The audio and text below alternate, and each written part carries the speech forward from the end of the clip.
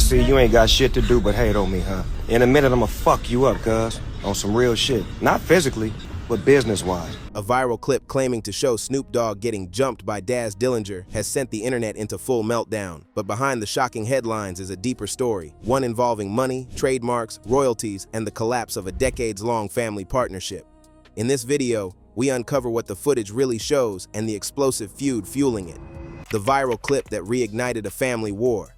The video appeared without warning, drifting onto social timelines late in the day before accelerating into one of the most scrutinized clips involving Snoop Dogg in recent years.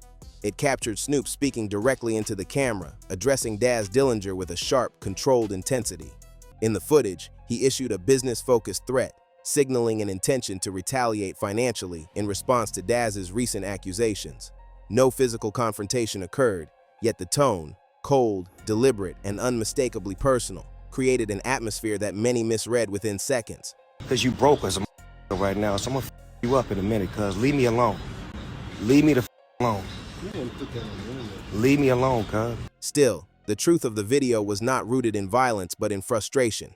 Snoop positioned his message as a response to claims Daz had been circulating for weeks. Allegations of withheld royalties, contested trademarks, disputed publishing rights, and exclusion from production roles on a recent Dog Pound project. Viewers unfamiliar with the deeper conflict interpreted Snoop's stern posture and clipped phrasing as evidence of an off-screen altercation. The misinterpretation took hold quickly, reshaping the clip into something it was never meant to represent. As the footage continued to spread, the context behind Snoop's message became the central point of investigation. His expression underscored a divide that had widened over time, one built on legal disagreements, business disagreements, and a breakdown of trust within a decades-long creative partnership. Analysts noted that the video's impact came not from what it showed, but from what it suggested, a family conflict moving further into public view, shaped by competing versions of ownership and legacy. Yet the video revealed something else as well. Behind Snoop's recorded warning was a broader fatigue, a sense of being pulled into a dispute that had grown louder with each new allegation. What happened next would demonstrate that the clip was not an endpoint, but a catalyst, one that exposed the depth of a feud long in motion, now resurfacing with renewed force. Daz goes public. Royalties, trademarks, and betrayal claims. The allegations did not surface quietly. They arrived in waves, spilling across Instagram posts and YouTube uploads as Daz Dillinger laid out a series of claims that widened the distance between him and Snoop Dogg. What began as murmurs about creative disagreement slipped into a catalog of financial grievances, each one sharpening the edges of an already fragile partnership. Daz argued that he had been pushed out of the production process for Dog Pound's 2024 album WAWG, a project released under the revived Death Row Records imprint. He maintained that Snoop enforced decisions that restricted his role, framing his absence not as a creative choice but as a calculated business maneuver. According to Daz's account, producers attached to the album operated under agreements that funneled a portion of their earnings back to Snoop, creating a structure in which Daz's participation became, in his view, a financial disadvantage. E1 era Coach. Recuerda esto, haz tu búsqueda. Coach se convirtió en E1. Mal negocio. Tuvieron que cambiar el nombre. E1 se convierte en Monarch. Mal negocio. Así que durante esos años Knight tenía un acuerdo con Alan Grunblatt, que dirigía E1, que dirigía Coach, que dirigía Monarch. But the claims did not end there. Daz traced a deeper concern, the handling of the Dog Pound paw print logo, an emblem long associated with their collective identity. He asserted that attempts had been made to secure trademark control without his authorization, a move he interpreted as an effort to reshape ownership of their shared legacy. This dispute over a symbol, simple in design yet heavy in meaning, shattered the remaining illusion of unity between the cousins. As the narrative continued to unfold, Daz added another layer.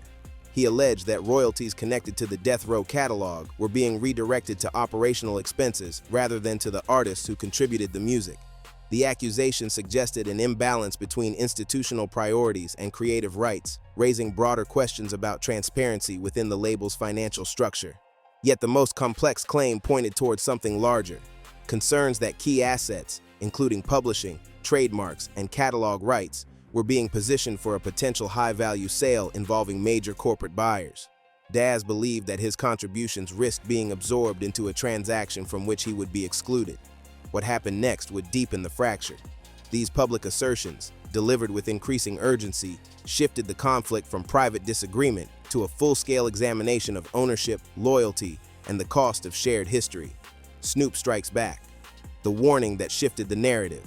The tension reached a new threshold when Snoop Dogg released a video responding directly to Daz Dillinger's accusations. The message did not slip into the public sphere by accident. It arrived with precision, carrying a tone that signaled exhaustion, irritation, and a willingness to escalate the dispute on unfamiliar terms. In the recording, Snoop delivered a warning that rejected any idea of physical confrontation while outlining an intention to respond through financial and professional means. Dando o Snoop, tudo bem, vamos assistir. Eu não vi isso. Eu não vi isso. Eu não tenho entrado na internet ultimamente. Não precisa fazer nada além de me odiar, em 1 minuto. Vou te dar uma surra de verdade, não fisicamente, mas profissionalmente, porque você está quebrado agora. Então, vou te dar uma surra de verdade, me deixe em paz, me deixe em paz. His remarks carried an undertone that trailed beyond simple rebuttal. Snoop framed Daz's recent statements as attempts to undermine the label, distort the truth, and provoke conflict for attention. He challenged Daz's credibility, suggesting that the accusations were rooted in frustration and instability rather than in documented evidence. The message, sharp and unyielding, shattered any remaining perception that the dispute could be resolved quietly. But before viewers could process the implications, the clip took on a life of its own. It became the central piece of the viral narrative, circulating far beyond its original platform. Fans who had followed both artists for decades reacted with disbelief as the image of familial solidarity dissolved into an exchange marked by resentment and distrust. Analysts noted that Snoop rarely addressed internal disputes so publicly, making the tone of this video unusually severe and symbolic of a deeper fracture. Yet the truth wasn't so simple.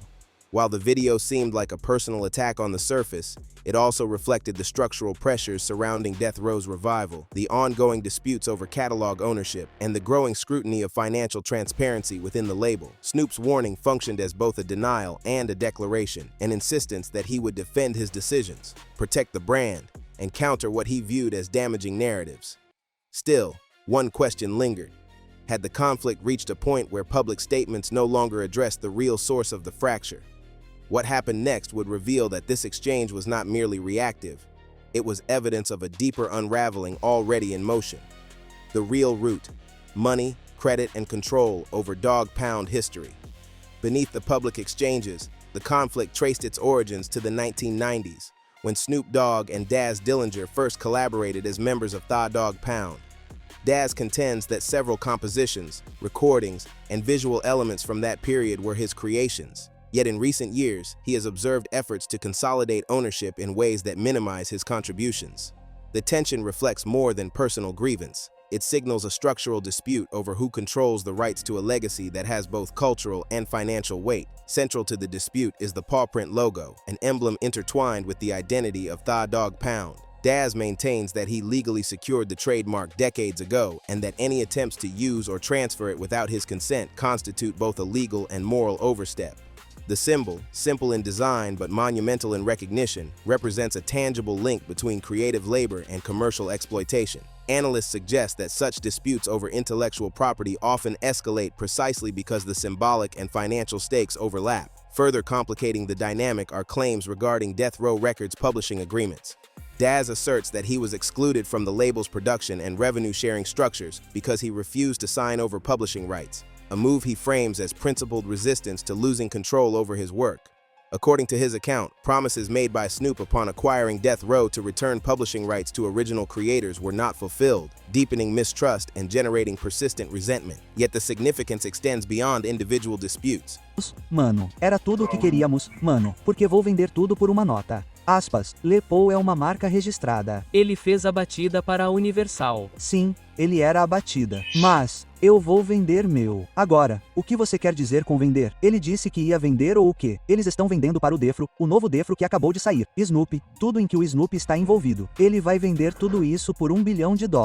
Sabe, lucrando com o catálogo e depois ele vende e começa de novo e faz música nova.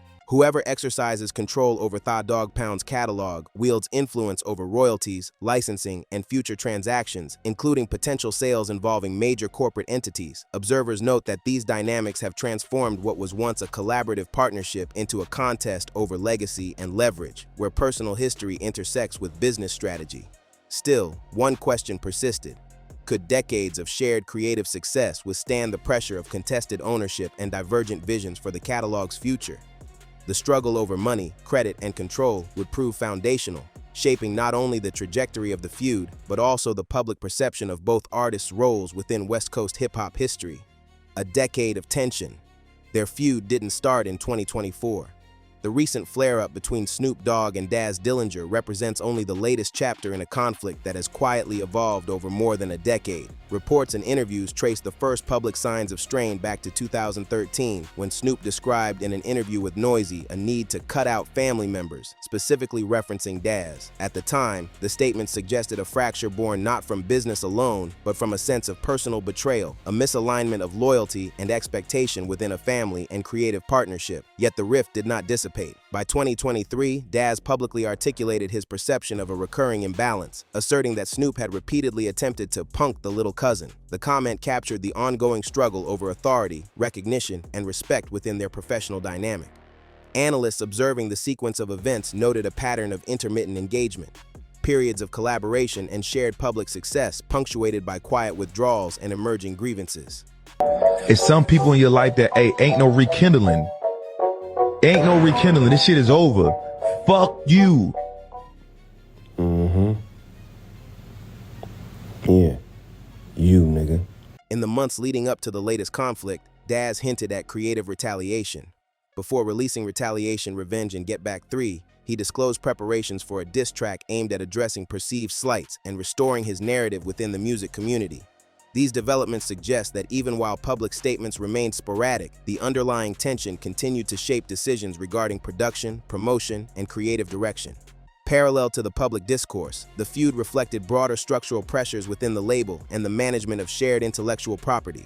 Long-standing disputes over royalties, publishing, and ownership were not merely incidental. They were recurring flashpoints that magnified minor disagreements into enduring resentment. Still, one question lingered. How could decades of creative collaboration coexist with such persistent conflict? The decade-long cycle of tension, silence, and brief reconciliations demonstrates that the current public escalation was not an isolated incident. Instead, it was the culmination of a prolonged, unresolved struggle, one in which history, family, and business intertwined to produce a fault line that continues to define their relationship today, from brothers in rhyme to business opponents. Before the disputes and public confrontations, Snoop Dogg and Daz Dillinger were cornerstones of the original Death Row Records era. Their contributions were foundational, shaping not only the sound of the label, but also the wider West Coast hip-hop landscape. Snoop's Doggy-style era success and Daz's production work with Dog Pound created a synergy that resonated across the industry, establishing both a creative and cultural legacy that would endure for decades. Now, what about that unreleased stuff that Daz has? I got rid of it. Are you serious, Daz? The Tupac stuff, I gave it to Mr. Phoenix Shakur.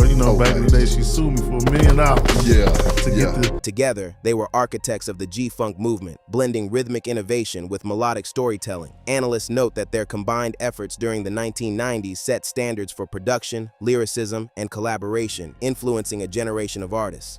Within this framework, the cousins operated not only as collaborators, but as a tightly knit family unit.